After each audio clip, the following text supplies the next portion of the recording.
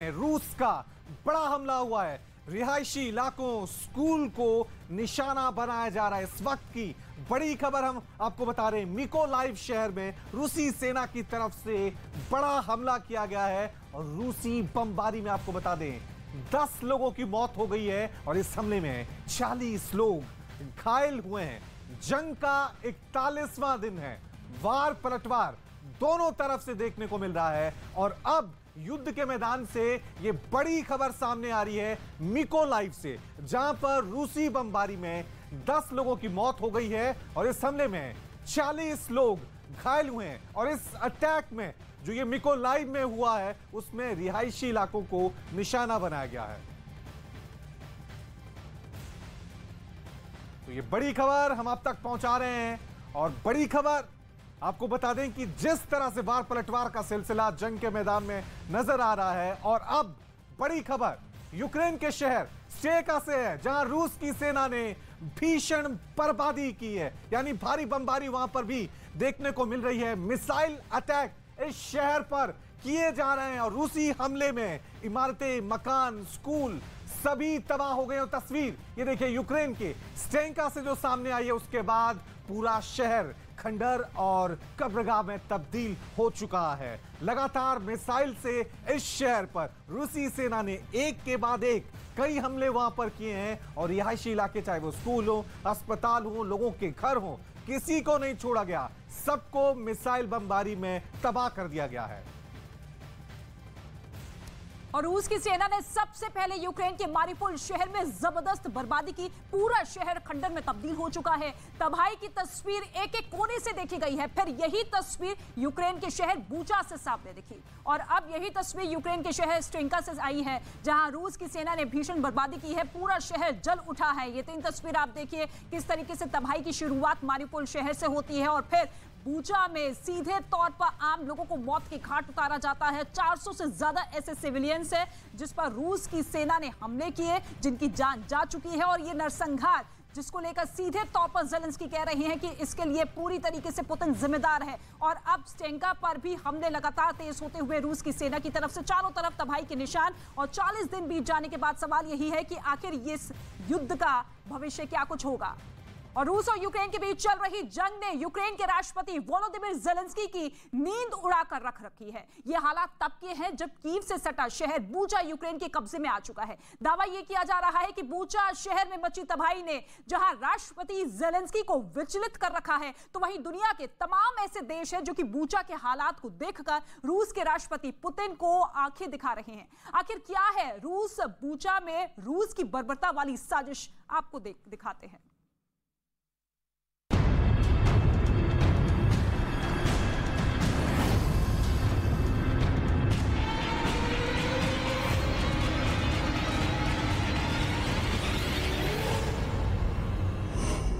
जिस तबाही ने उड़ाई ज़ेलेंस्की की नींद, जिस बर्बादी ने यूक्रेन को किया विचलित, जहां पुतिन ने रची खौफनाक साजिश, जहां पुतिन पर लगे युद्ध अपराध के आरोप, कीव से सटे शहर बुचा में रूसी सेना की बर्बरता का मंजर साफ नजर आ रहा है।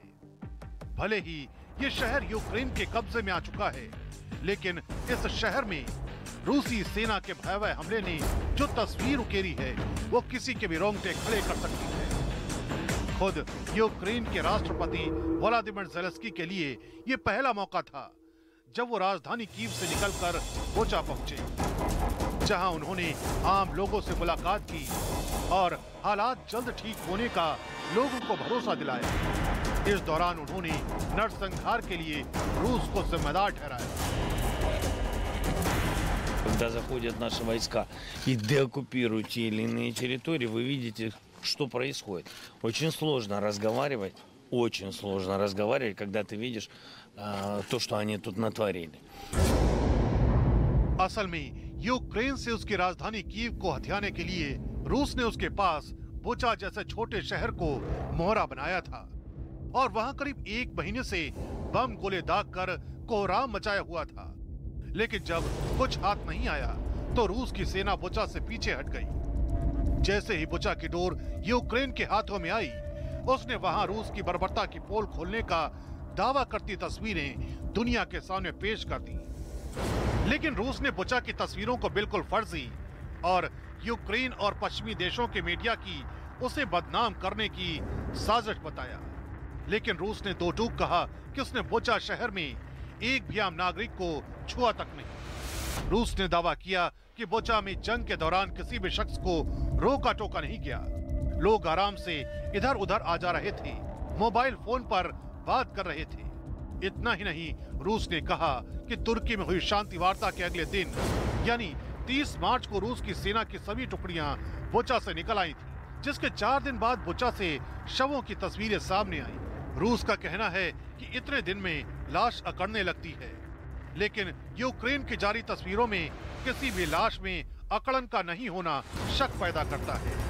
और तो और रूस ने यह भी दावा किया कि बुचा से रूस की सेना के निकलने के अगले दिन मतलब 31 मार्च को यूक्रेन ने किसी भी शख्स के हाथ बांधकर गोली मारने का जिक्र नहीं किया। वैसे बुचा में रूस की बर्बरता का जो दावा यूक्रेन ने किया है, उसी के आधार पर अमेरिका, ब्रिटेन, फ्रांस जैसे देश रूस की कड़ी आलोचना कर रहे हैं। इतना ही नहीं, अमेरिका के राष्ट्रपति जो बाइडेन ने पुतिन को युद्ध अपराध का दोषी बताया है और उन पर इसी के तहत मुकदमा चलाए जाने की मांग भी उठाई है। You may remember I got criticized for calling Putin a war criminal. Well, the truth of the matter, you saw what happened to Bucha. This warrants him, he is a war criminal. But we have to gather the information. We have to continue to provide Ukraine with the weapons they need to continue the fight. And we have to gather all the detail so this can be have a war crime trial. This guy is brutal. And what's happening in Bucha is outrageous. And everyone's seen it. Up to Allah. No, I think it is a war crime. उधर Ukraine पर रूस के लगातार हो रहे हमलों के बीच राष्ट्रपति ज़ेलेंस्की की पत्नी ओलेना ज़ेलेंस्की का बयान भी सामने आया है, जिसमें उन्होंने इस बात का साफ जिक्र किया है कि पुतिन के सेना के हमलों ने किस कदर राष्ट्रपति ज़ेलेंस्की को विचलित कर रखा है। यूक्रेन के राष्ट्रपति ज़ेलेंस्की की पत्नी का कहना है कि जंग की शुरुआत से ही ज़ेलेंस्की रात में सिर्फ 2 घंटे ही सो पाते हैं और 3 से 4 दिन में एक बार वो अपने बंकर से बाहर निकलते हैं। खबर है कि ज़ेलेंस्की की ही तरह उनके परिवार की जान भी खतरे में है, इसलिए ज़ेलेंस्की की पत्नी और उनके बच्चे यूक्रेन में किसी खुफिया ठिकाने पर छिपे हुए हैं। और यूक्रेन के शहर बूचा में हुए नरसंहार पर पूरी दुनिया की नजर है। बूचा में घोर तबाही की खबर सामने आई है।